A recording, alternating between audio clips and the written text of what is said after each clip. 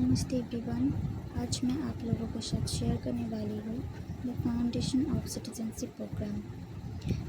इस प्रोग्राम में हमें ये देखने को मिलेगा कि एक बच्चा आगे जाके कितना रिस्पॉन्सिबल सिटीज़न बन सकता है हमारे देश के लिए। इस प्रोग्राम का मेन पर्पस ये है कि हमारे अंदर बहुत सारे पॉसिबिलिटीज़ है, पावर्स है, स्ट्रेंथ, क्षमताएँ है, अनंत शक्ति है। ये प्रोग्राम हमें ये हेल्प करता है जगाने में, हमारे अंदर कितना पॉसिबिलिटीज़ है खोजने में मदद करते हैं। तो यहाँ पे 3 बिल्डिंग ब्लॉक्स में देखने को मिलता है। पहला है स्ट्रेंथन आत्मश्रद्धा, दूसरा है डिस्कवर इनर पॉसिबिलिटीज़ एंड तीसरा है adopting awakening practices. Discover inner possibilities जो सेकंड बिल्डिंग ब्लॉक्स में से है, वहाँ पे हमें 6 इनर पॉसिबिलिटीज़ मिलता है देखने को। उन्हीं में से आज मैं एक डिस्कस करने वाली हूँ। एक्सपेंडिंग माई सेल्फ, खुद का विस्तार करना। कैसे हम खुद का विस्तार कर सकते हैं, चलिए एक एग्जाम्पल की द्वारा देखते हैं।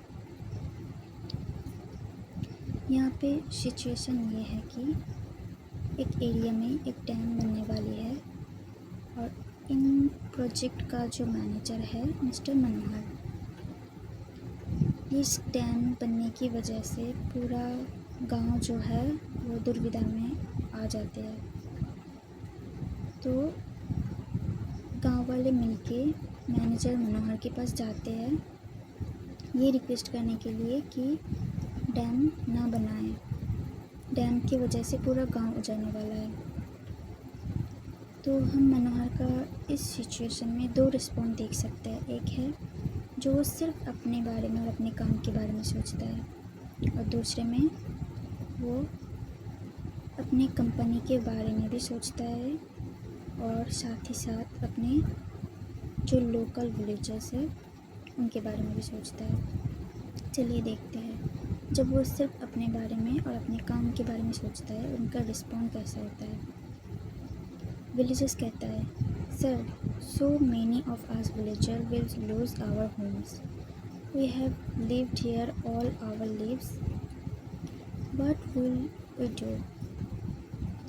तब मनोहर सोचता है, What happens to the villagers is not my problem.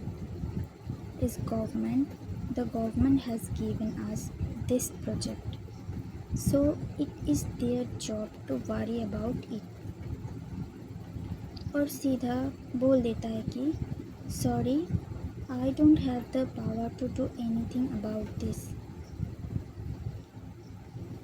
ये जब वो सिर्फ अपने काम के बारे में और अपने बारे में सोचता है, ऐसा रिस्पॉन्स उनका आता है। दूसरी तरफ हम देखेंगे कि जब वो विलेजर्स के बारे में भी सोचता है, साथ ही साथ अपने काम के बारे में भी सोचता है, तब उनका तरफ से जो आंसर आता है वो है, वो अपने बॉस को फ़ोन करके ये बोलता है, sir, many villagers will lose their homes because of this project. What can we do so the villagers don't suffer and yet our project is also not affected. How do we find a solution? तो यहाँ पे कुछ questions दी गई है। What is the impact and difference he can make? जब वो सिर्फ अपने काम के बारे में और अपने बारे में सोचता है, तो एज ए ह्यूमन बीइंग उनके ऊपर क्या इम्पैक्ट पड़ेगा? सिंपल सा है, एज ए ह्यूमन बीइंग वो तो कुछ नहीं कर रहा है, सिर्फ अपने काम के बारे में सोच रहा है। जबकि दूसरी साइड पे वो क्या कर रहा है, अपने बॉस को फ़ोन करके ये बोल रहा है कि कुछ सल्यूशन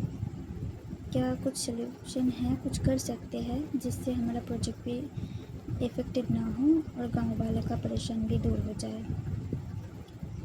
और दूसरा क्वेश्चन ये है कि कंपनी का जो वर्क है उसके ऊपर क्या इफ़ेक्ट होगा।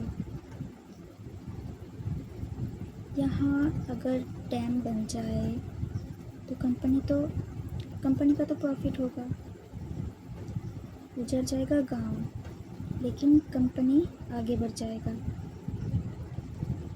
और दूसरी साइड पे जब विलेजेस के बारे में भी सोचता है और कंपनी के बारे में भी सोचता है, तो यहाँ पे वो सल्यूशन ढूंढ रहा है।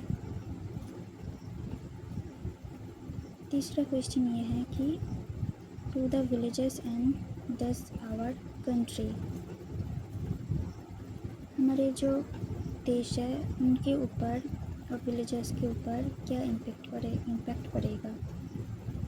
अगर डैम बन जाएगा तो देश का तो प्रॉफिट होगा, क्योंकि डैम बनने की वजह से जो पानी उनमें जमा होगा उससे हम बिजली बना सकते हैं, तो कंपनी का भी प्रॉफिट होगा, साथ ही साथ देश का भी प्रॉफिट होगा। यही था आज का एग्जाम्पल। Thank you.